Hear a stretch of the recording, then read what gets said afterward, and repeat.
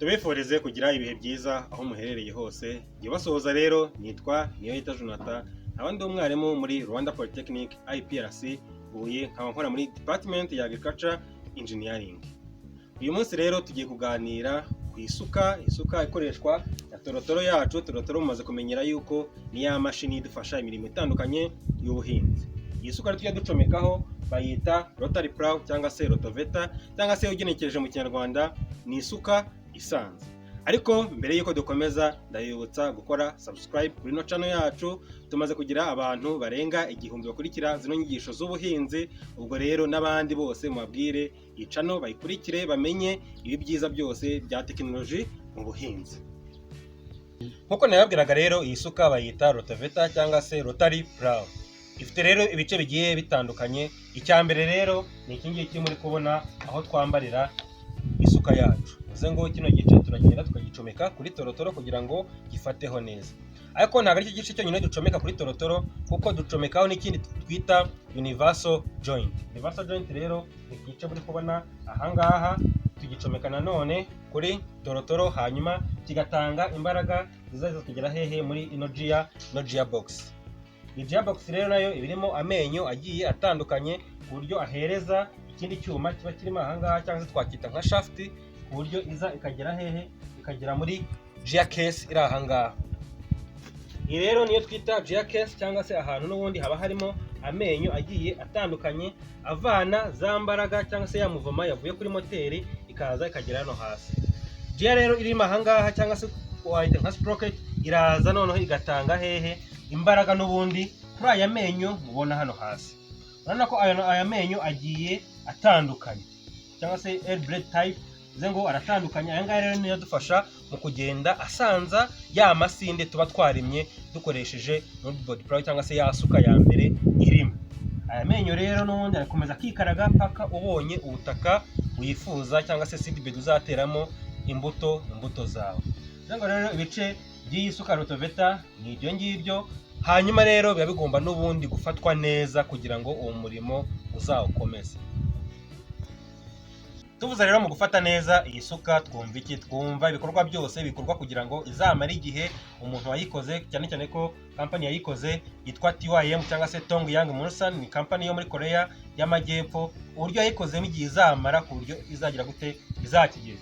Kwifata neza rero icyambere nuko iba isukuye. Niba twavuze aya menyo mubona, nuko ibi byose biba bigomba kugira gute kuba bitarimo, ugomba kugira gute kubikuramo kabijugunya byose, hanyuma aya menyo akaguma ameze neza. Ikindi rero ugomba kwitondera nanone ni ukureba neza niba aya maburo ari ahangaha afunze neza, kuko iyo adafunze neza hari igihe rimwe na rimwe uwo uri nko gusanza ugasanga wenda waritaye mu murima. Ntago ari byo rero. Ngo yafunge neza, urebe niba mu menyo ufite niba nta ryashaje.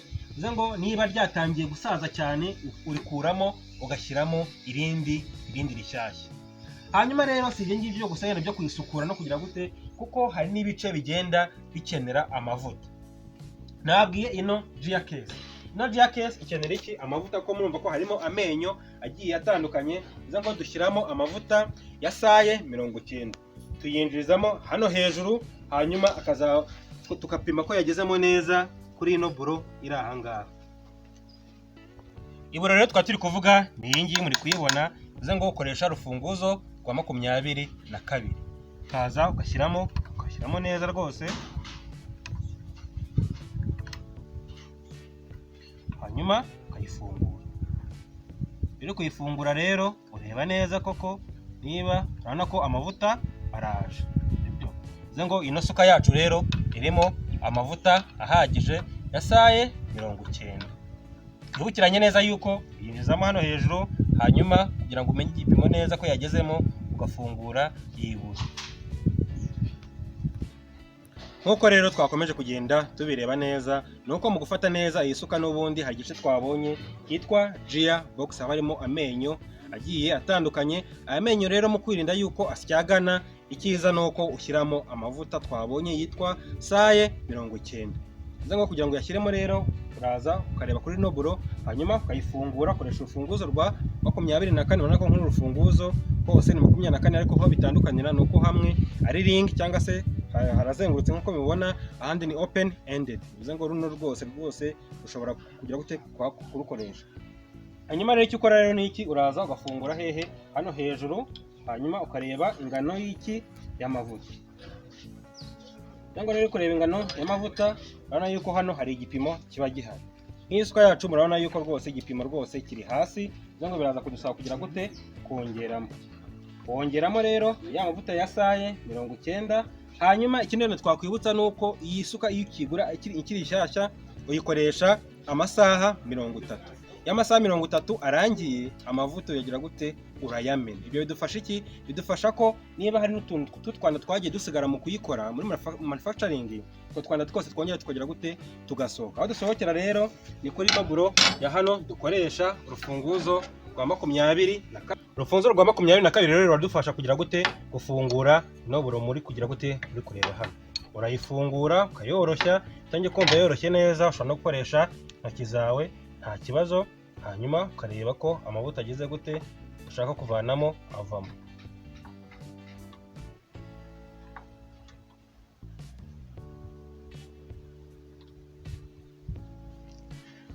Urabona ko rero amavuta rwose ahantu tugira gute tuyakuriramo, uvuze ngo aba amasaha yacu rero 30 yashize tuyakuramo, hanyuma tugashyiramo andi mashyashya.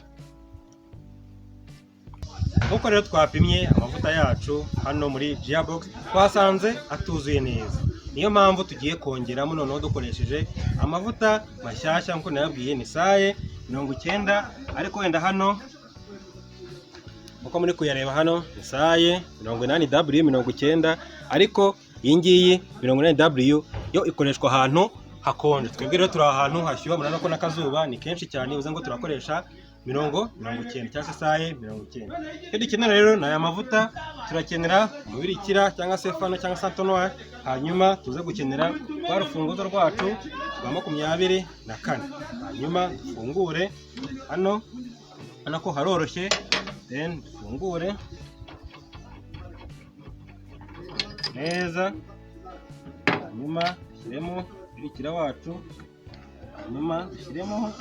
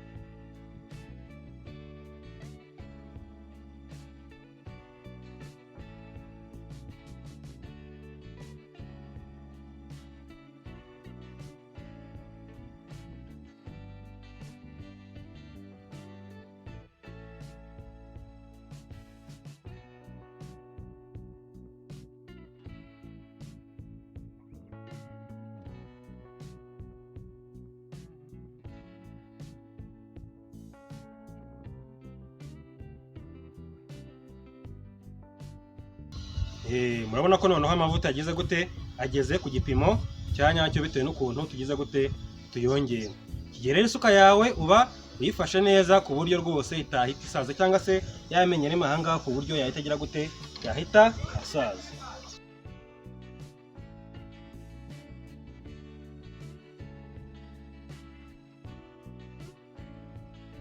Urangije rero urongera ukagira gute ugakaza.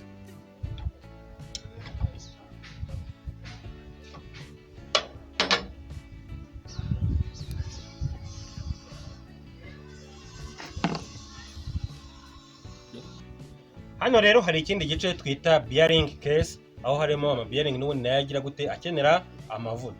Igice rero urumva hano ihari urashaka urufunguzo rwa 22, hanyuma koroshya ugafungura, hanyuma ukareba amavuta arimo. Ahangaha rero nkuko mubibona murabona ko n'ubundi amavuta agize gute aruzuye, kandi ubundi buri gihe ahora yuzuye.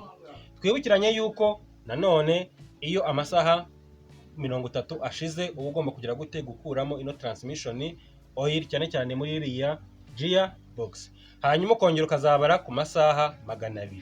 200 rero yamenya gute uko ukoresheje isuka yawe ugomba kugira records cyangwa se ahantu wandika amasaha wakoze. niba uri umwopereta cyangwa se uri umuhinzi ugomba kugira gute kumenya uko ugenda ubishyira muri cya gitabo cyagenewe uburyo imashini igenda ikoramo.